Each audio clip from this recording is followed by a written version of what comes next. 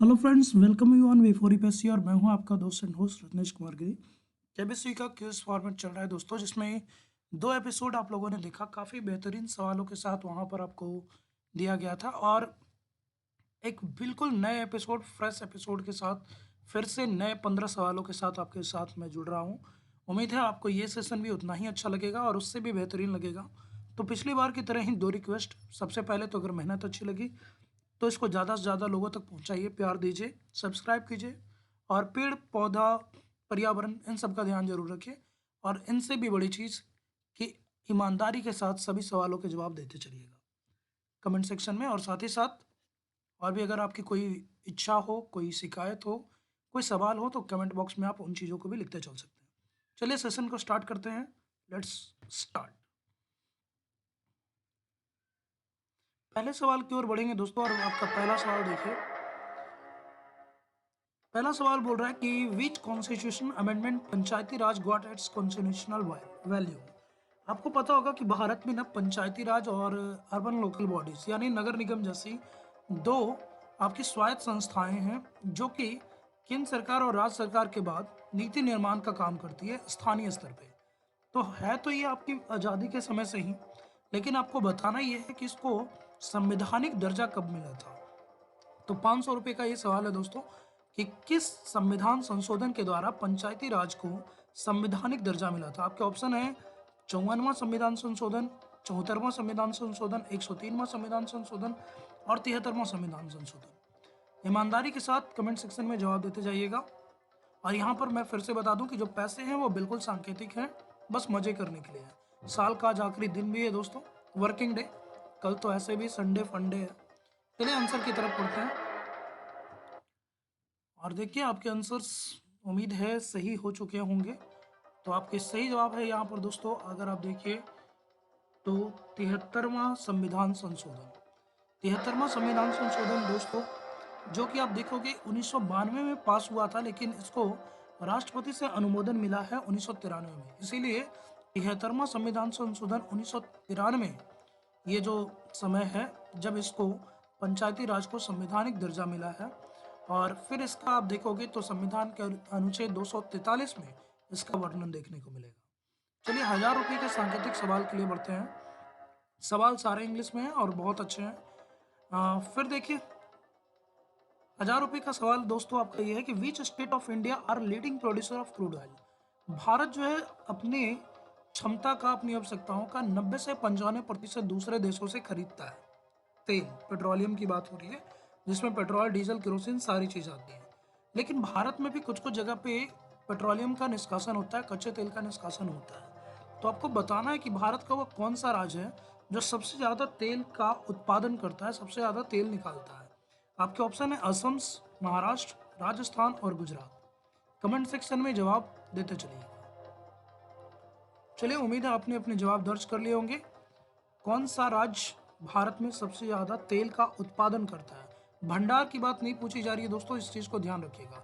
भंडार अलग होता है, उत्पादन अलग चीज़ है कि अभी वर्तमान समय में सबसे ज़्यादा कौन निकाल रहा है।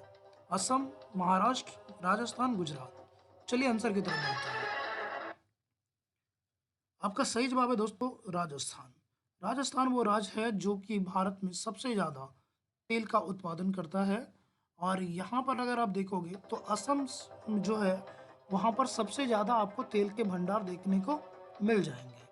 तो सही जवाब होगा दोस्तों राजस्थान। चलिए उम्मीद है आपको मज़ा आ रहा हो। अगर मज़ा आ रहा हो तो लाइक करते चलिएगा, साथ ही साथ ज़्यादा से ज़्यादा दोस्तों तक पहुँचाइएगा। कोई ज़रूरी नहीं है स्टूडेंट ही हो, जानकारी आप कोई भी ले सकते हैं किसी भी उम्र में। चलिए अगले सवाल की तरफ बढ़ते हैं, और अगला सवाल आपका 2000 के सांकेतिक रुपयों के लिए ये रहा। सवाल है आपका which was India first indigenous satellite launch by indigenous rocket. अभी देखिए आपको ये तो पता होगा या आपने जीके और हर जगह पढ़ा होगा कि भारत का पहला कृत्रिम उपग्रह कौन सा है। प्राकृतिक तो आपको ऑब्वियसली पता है, चंद्रमा है। कृत्रिम उपग्रह जो पृथ्वी का चक्कर लगाता है, तो पहला कौन है आपको संभवतः पता होगा। लेकिन यहाँ पर सवाल ये पूछा जा रहा है कि भारत का कौन सा वो पहला उपग्रह था जिसको हमने लॉन्च किया। जो इससे पहले वाला जो उपग्रह था, जो कि भारत का पहला उपग्रह रहा है, उसको हमने खुद से लॉन्च नहीं किया है।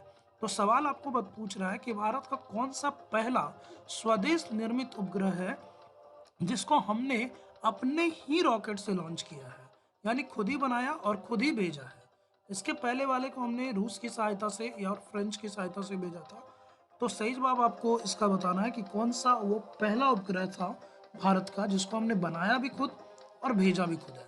आपके ऑप्शन है आर्यभट्ट, दूसरा है रोहिणी, तीसरा है इनसैट और चौथा है जीसैट।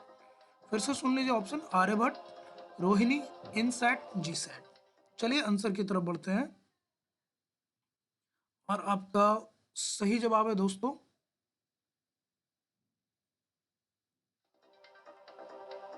रोहिणी। आपका रोहिणी जो है ये भारत का पहला स्वदेश निर्मित वो उपग्रह था जिसको भारत ने खुद से लॉन्च किया है। हालांकि अगर आप पढ़ेंगे तो आर्यभट्ट भारत का वो पहला उपग्रह है स्वदेश निर्मित, यानी वो ये पहला उपग्रह था भारत का, लेकिन इसको हमने खुद से लॉन्च नहीं किया था। इसको भेजने के लिए हमने दूसरे देश की मदद की, जबकि जो रोहिणी है इसको हमने खुद ही बनाया और खुद से ही हमने अपने SLV रॉकेट जो है उसकी मदद से हमने भेजा था। चलिए अगले सवाल की तरफ बढ़ते हैं और आपका 3500 सांकेतिक रुपयों के लिए ये सवाल है। सवाल काफी अच्छा है। अभी तक आपने दक्षिण भारत की गंगा, दक्षिण गंगा पढ़ा होगा, उसी से जुड़ा हुआ एक और सवाल है दोस्तों कि which river is called as old Ganga, Budhi Ganga. बूढ़ी गंडक आपने सुना होगा, गंडक सुना है, बट यहाँ पर जो सवाल है वो है कि कौन सी नदी को बूढ़ी गंगा कहते हैं। ऑप्शन है आपका रामगंगा, गोदावरी, नर्मदा और कावेरी। इन चारों नदियों में रामगंगा, गोदावरी, नर्मदा और कावेरी में किस नदी को आपकी ओल्ड गंगा, पुरानी गंगा कहा जाता है, ये बताना है, या बूढ़ी गंगा कहा जाता है। चलिए टाइम को समाप्त करते हुए जल्दी से आगे बढ़ते हैं। उम्मीद है आपने अपने जवाब कमेंट सेक्शन में डाल दिए होंगे। आंसर की तरफ बढ़िए दोस्तों और जल्दी से आंसर की तरफ देखते हैं। और इसका सही जवाब है दोस्तों आपका गोदावरी। गोदावरी आपका वो नदी है जो आपका बूढ़ी गंडक, ये सॉरी बूढ़ी गंगा कही जाती है। इसको अब ये दक्षिण भारत की सबसे लंबी नदी भी है दोस्तों, याद रखिएगा। और ये निकलती है आपके महाराष्ट्र के नासिक से। महाराष्ट्र का नासिक है, वहाँ से ये निकलती है ब्रह्मगिरी की पहाड़ी से। तो आपको ये याद रखना कि गोदावरी दक्षिण भारत की सबसे लंबी नदी भी है और इसको बूढ़ी गंगा भी कहा जाता है। चलिए अगले सवाल की तरफ बढ़ते हैं और एक बहुत ही मजेदार सवाल, सिंपल है ये, आपको पता होगा मे बी। सवाल ये है कि which of the following is a tidal port, इनमें से कौन सा ऐसा बंदरगाह है। बंदरगाह तो समझते होंगे, जो किसी नदी या समुद्र का किनारा होता है जहां पर पानी के बड़े बड़े जहाज आकर रुकते हैं और व्यापार करते हैं। तो इनमें से कौन सा वो बंदरगाह है जो ज्वारीय है, टाइडल है, जो ज्वार के कारण था। ज्वार आप समझते हो, समुद्र में की लहरें जब सुबह शाम अपनी सामान्य ऊंचाई से ज्यादा बढ़ती है, इसको बोलते हैं ज्वार और भाटा। ये ज्योग्राफी में पढ़ना है। तो भारत का कौन सा बंदरगाह है इन चारों में जो एक ज्वारीय बंदरगाह है। ऑप्शन है आपका कांडला, दूसरा ऑप्शन है आपका चेन्नई, तीसरा है आपका एन्नौर और चौथा है कोलकाता। इन चारों में से कौन सा बंदरगाह है जो एक ज्वारीय बंदरगाह है। चलिए उम्मीद है आपने अपने जवाब दर्ज कर दिए होंगे। टाइम समाप्त हो रहा है। चलिए आंसर की तरफ बढ़ते हैं और इसका सही जवाब है दोस्तों आपको देखने को मिलेगा कांडला। कांडला जो कि आपको देखने को मिल जाएगा गुजरात में। गुजरात में ये देखने को मिलेगा कांडला। ये आपका भारत का सबसे बड़ा ज्वारीय बंदरगाह है जो कि गुजरात को अरब सागर से जोड़ने का काम करता है। हाल फिलहाल में इसका नाम भी चेंज हुआ है दोस्तों, तो आप बता सकते हैं कमेंट सेक्शन में कि कांडला बंदरगाह का नया नाम क्या है। चलिए नेक्स्ट सवाल की ओर बढ़ते हैं और यहाँ पर आपका पहला एक ब्रेक खत्म होता है। नेक्स्ट क्वेश्चन की तरफ बढ़िए और ये थोड़ा स्टेटमेंट वाला सवाल है दोस्तों, ध्यान से सुनिएगा। 10,000 रुपये का एक स्टेटमेंट वाला सवाल है। एक जगह की बात कर रहा है, एक मंदिर की बात कर रहा है और इस मंदिर की कुछ खासियत यहाँ पर बताई गई है। आपको पहचानना है कि वो मंदिर कौन सा है। और ये देखिए बोला क्या जा रहा है, this is an devotional place of Lord Shiva, यानी जिस जगह की बात कर रहा हूँ, जिस मंदिर की बात कर रहा हूँ, वो एक भगवान शिव का, महादेव का एक बहुत ही प्रसिद्ध मंदिर है।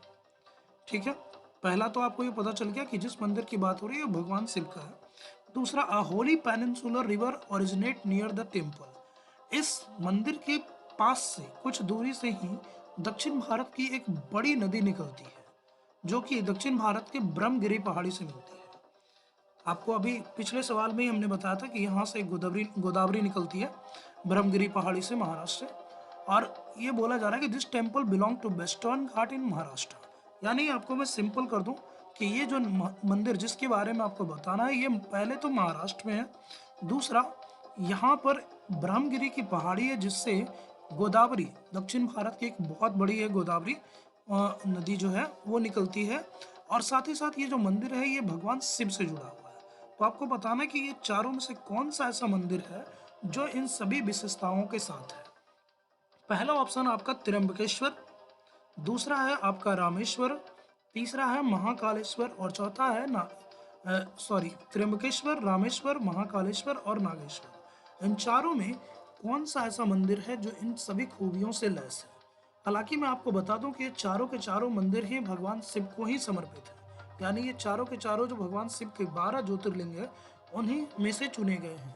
लेकिन इसमें से कौन सा महाराष्ट्र में है, कौन सी ब्रह्मगिरी पहाड़ी है से जुड़ता है, ये आपको बताना है। सवाल काफ़ी मज़ेदार है। चलिए आंसर की तरफ बढ़ते हैं टाइम को समाप्त करते हुए। और आपका आंसर है दोस्तों, बहुत ही फेमस मंदिर है और ये मंदिर है आपका त्र्यंबकेश्वर।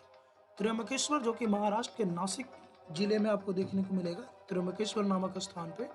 इससे कुछ दूरी पे ही आपको ब्रह्मगिरी की पहाड़ी है, यानी ये ब्रह्मगिरी पहाड़ियों के बीच में ही ये मंदिर है। बहुत ही प्रसिद्ध मंदिर है दोस्तों। और यहाँ पर आपको ब्रह्मगिरी की पहाड़ी से आपको गोदावरी नदी निकलती हुई दिखेगी, जो कि वेस्टर्न घाट में भी बिलोंग करती है। साथ ही साथ राज्य याद रखेगा ये आपका महाराष्ट्र है। इसके साथ ही देखिए रामेश्वर आपको तमिलनाडु में देखने को मिल जाएगा। ये आपने अगर रामायण देखी होगी तो समुद्र पार करते समय भगवान राम ने मिट्टी से भगवान शिव की पूजा की थी और वही आज के टाइम में रामेश्वर राम के ईश्वर के रूप में विद्वान है। महाकालेश्वर ये उज्जैन में महाकाल आप सभी जानते होंगे, जो कि फेमस है भस्म आरती के लिए। यहाँ पर शमशान की राख से भस्म से आरती की जाती है। और नागेश्वर आपको देखने को मिल जाएगा तमिलनाडु और आंध्र प्रदेश और तेलंगाना वाले क्षेत्र में। ये भी भगवान शिव को ही समर्पित है। चलिए काफी बड़ा सा सवाल था, अगले सवाल की तरफ बढ़ते हैं।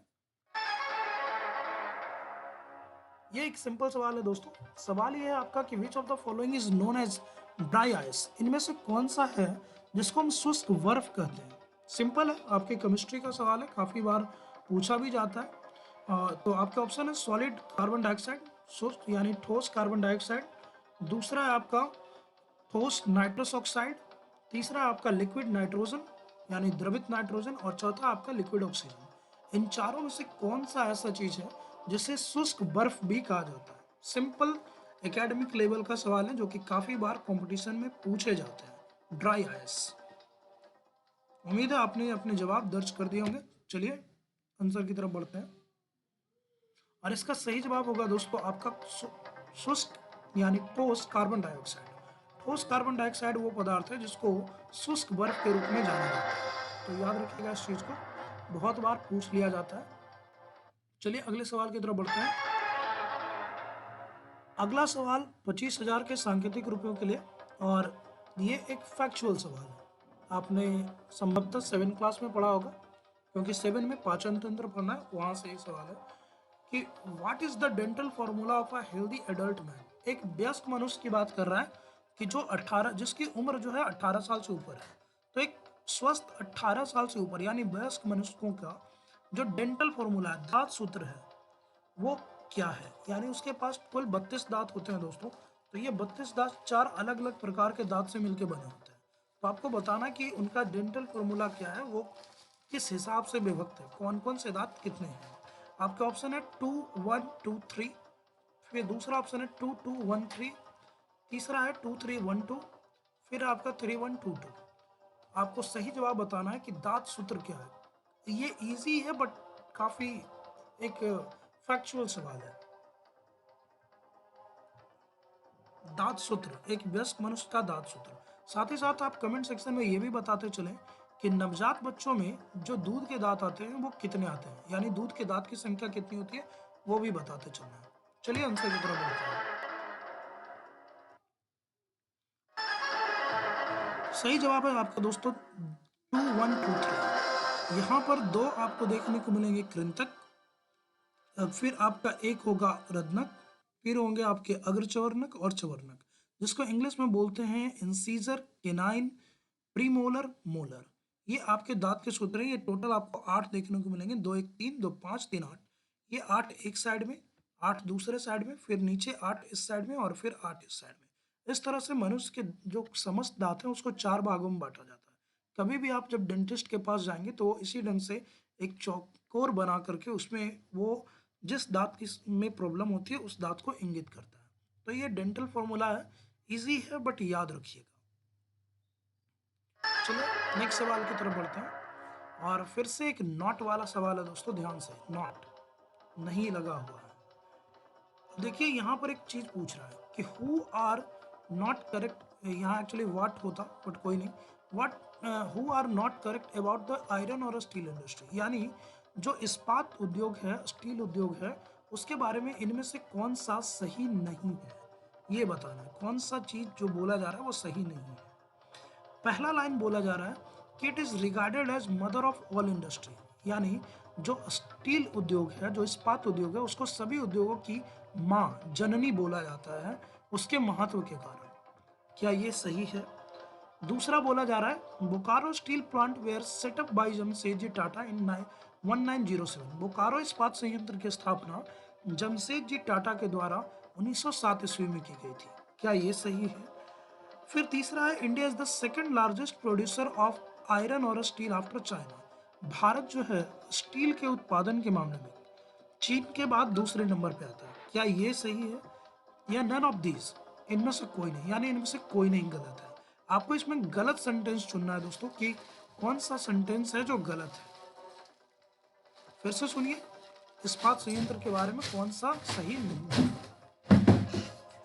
आपका सॉरी फॉर द डिस्टर्बेंस, आपका पहला लाइन है it is regarded as mother of all industry, यानी सभी उद्योगों की माँ। दूसरा बोकारो इस्पात संयंत्र की स्थापना जमशेदजी द्वारा 1907 ईस्वी में। और तीसरा है आपका India is the second largest, यानी चीन के बाद भारत दूसरे नंबर पर सबसे ज्यादा स्टील उत्पादन करता है। इनमें से कौन सा कथन गलत है? चलिए आंसर की तरफ बढ़ते हैं और इसका सही जवाब होगा दोस्तों आपका ऑप्शन नंबर बी। बोकारो इस्पात संयंत्र की स्थापना जमशेदजी टाटा के द्वारा नहीं की गई थी। जमशेदजी टाटा ने 1907 ईस्वी में एक इस्पात संयंत्र की स्थापना की है जो कि भारत का पहला प्राइवेट इस्पात संयंत्र था, स्टील प्लांट था। और ये आपके बोकारो में ना होकर के जमशेदपुर के साक्षी में किया जा रहा है। तो इसलिए याद रखिएगा कि आपका बोकारो इस्पात संयंत्र की स्थापना जमशेदजी टाटा के द्वारा नहीं की गई थी। ठीक है, अगले सवाल की तरफ बढ़ते हैं। आपका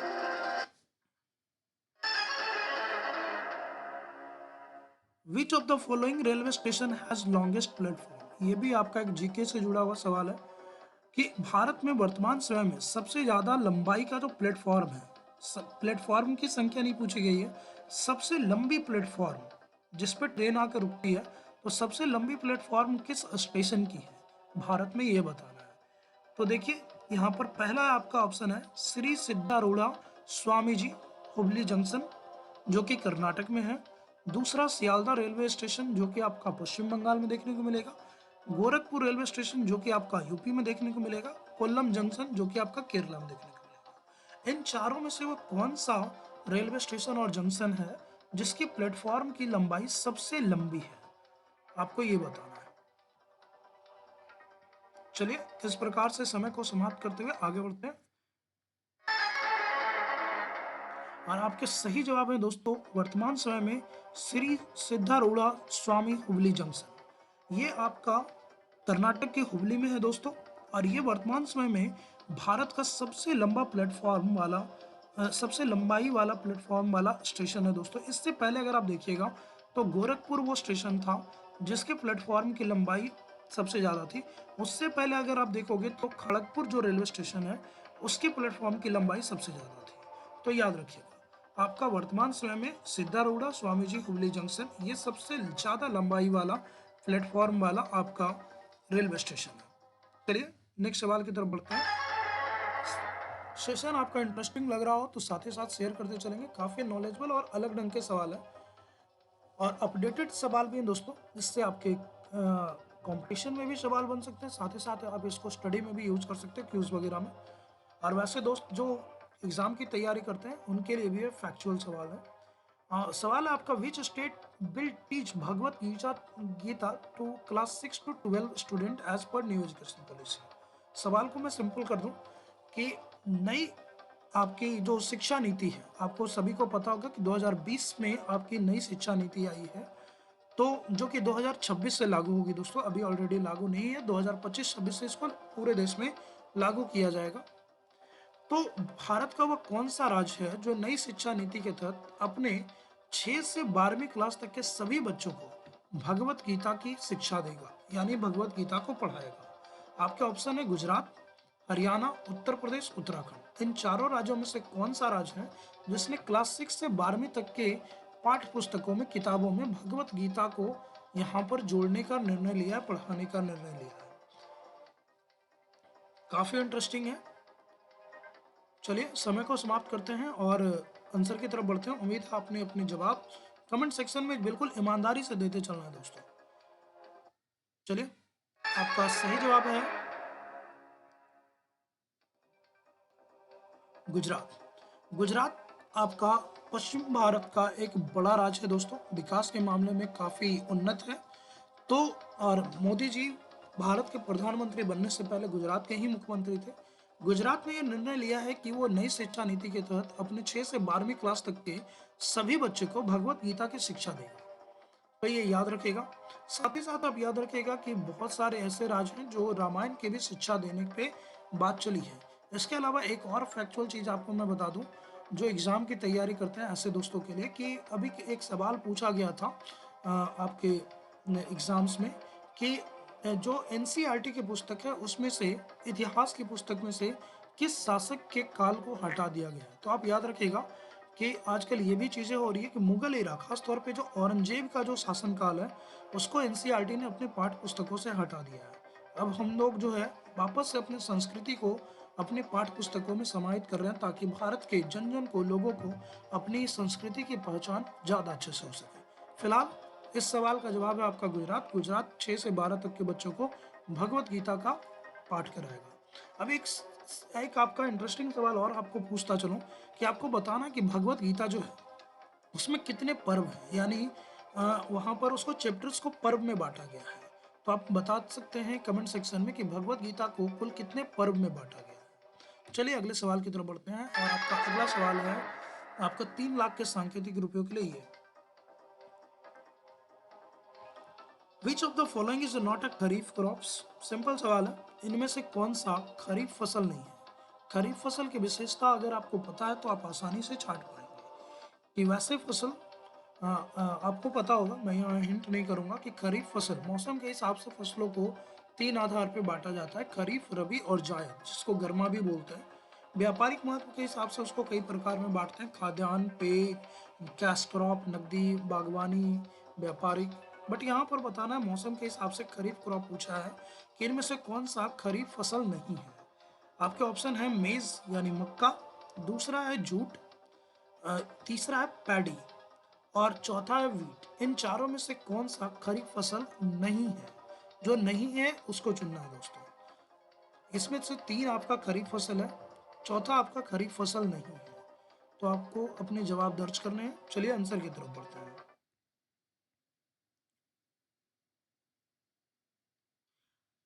आपका सही जवाब यहाँ पर होगा दोस्तों, आपको देखने को मिल जाएगा, और वो है आपका वीट। खरीफ फसल उसको बोलते हैं जिसको आप जानते हो कि जिसकी बुआई हम लोग जून जुलाई में करते हैं और अक्टूबर नवंबर में काट लेते हैं। इसमें पानी की अधिक मात्रा चाहिए होती है ताकि जो पेड़ की जड़ है वो डूबा रह सके। तो इस संबंध में आप देखोगे कि जो मक्का है, जूट है और जो धान है, इन तीनों को खरीफ फसल माना जाता है। जबकि जो वीट है, वीट की बुआई हम लोग अक्टूबर नवंबर में करते हैं और इसको जनवरी फरवरी मार्च में कट कर लेते हैं। इसमें आमतौर पे खरीफ फसल जितनी जल की आवश्यकता नहीं होती, तापमान भी कम होना चाहिए, और इसलिए यह रबी फसल है। बाकी 3 आपके जो हैं वो खरीफ फसल है। चलिए अगले सवाल की तरफ बढ़ते हैं। एक सिंपल सवाल है, धनुषकोडी आपने नाम सुना होगा।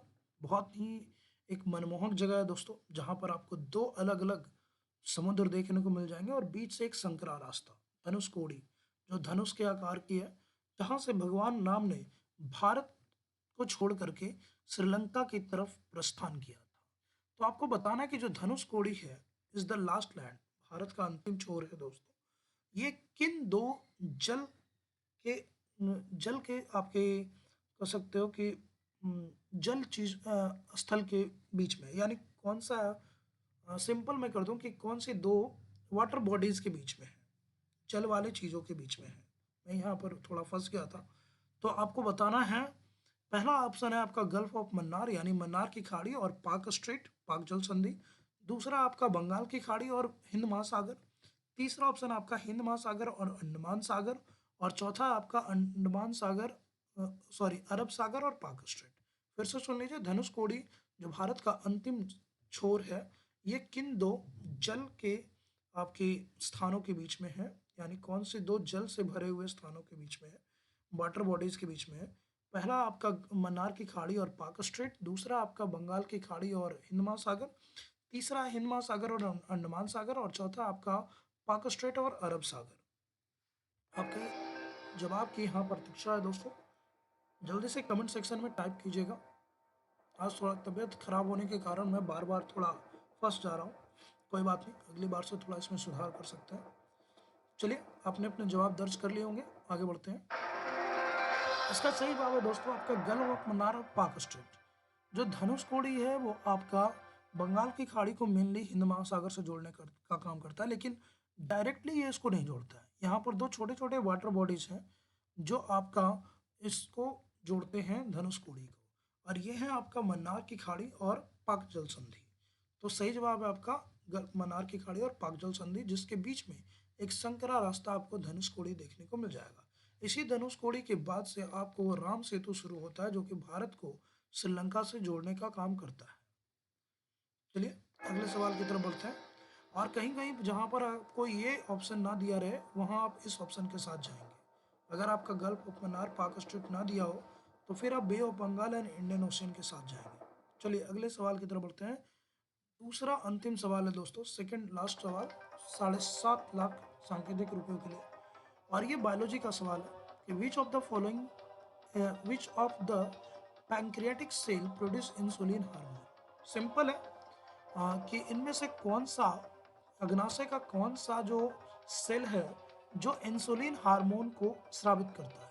इंसुलिन हार्मोन के बारे में आपको पता होगा कि ये एक शरीर का बहुत ही महत्वपूर्ण हार्मोन है दोस्तों, जो कि रक्त शर्करा, जो पोषक पदार्थों में शर्करा की मात्रा पाई जाती है, ग्लूकोज की मात्रा पाई जाती है, उसको डिकम्पोज करने का काम करता है, उसको ये आपका अपचयित करने का काम करता है। तो आपको बताना है कि अग्नाशय जो आपके पत्ती आकार की पीले रंग की एक पाचन तंत्र में एक अंग है, इसकी किस कोशिका से इंसुलिन हार्मोन का स्रावन होता है।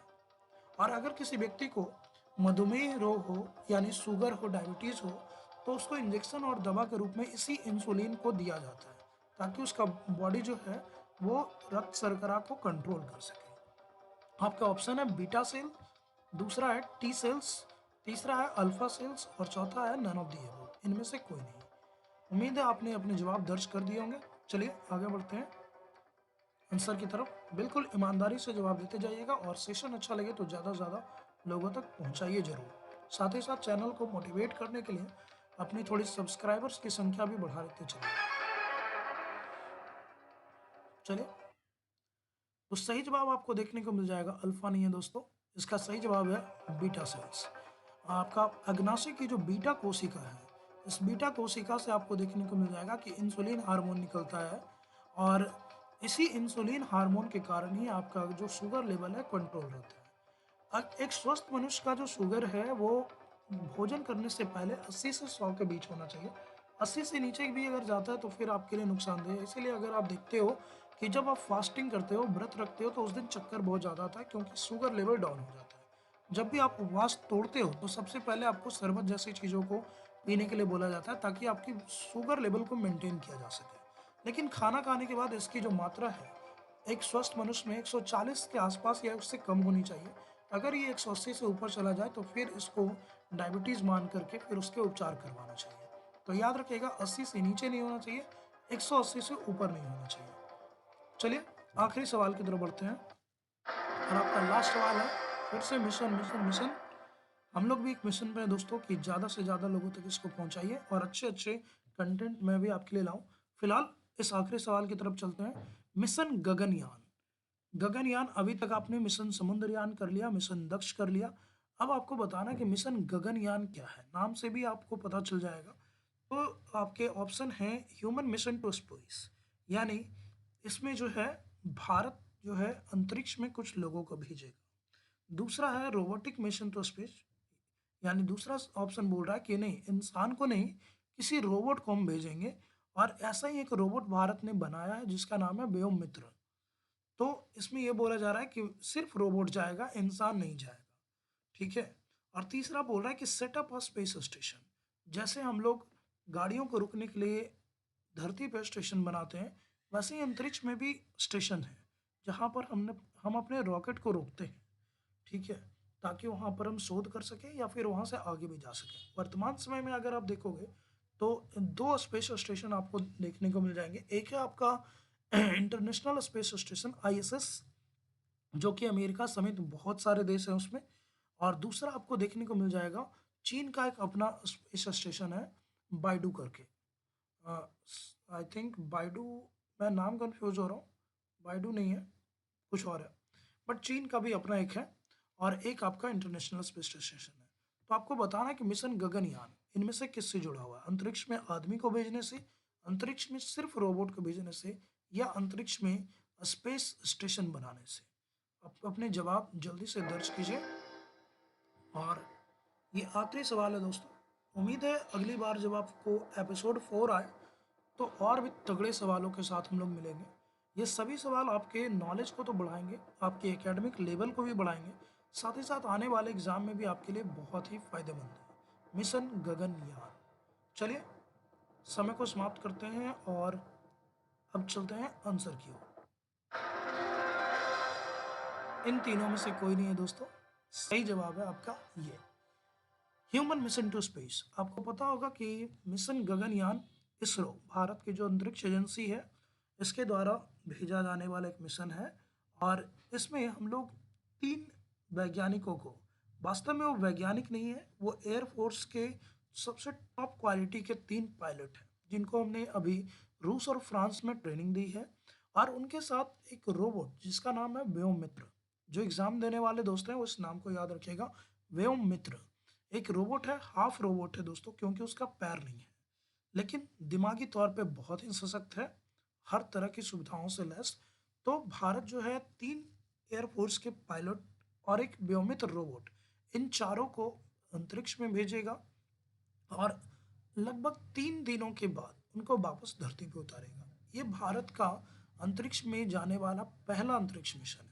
इससे पहले भारत के एक व्यक्ति, राकेश शर्मा, कल्पना चावला और भी 1-2 लोग हैं जो कि अंतरिक्ष में गए हैं, लेकिन वो भारत की ओर से नहीं गए हैं। तो आप, इसका सही जवाब है ह्यूमन मिशन टू स्पेस।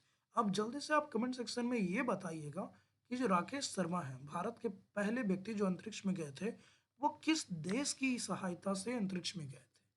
आपके जवाब का इंतजार रहेगा। साथ ही साथ अगर आपके कोई सवाल हैं, सुझाव हैं या किसी तरह की कोई विचार है तो आप कमेंट सेक्शन में उसको डाल सकते हैं।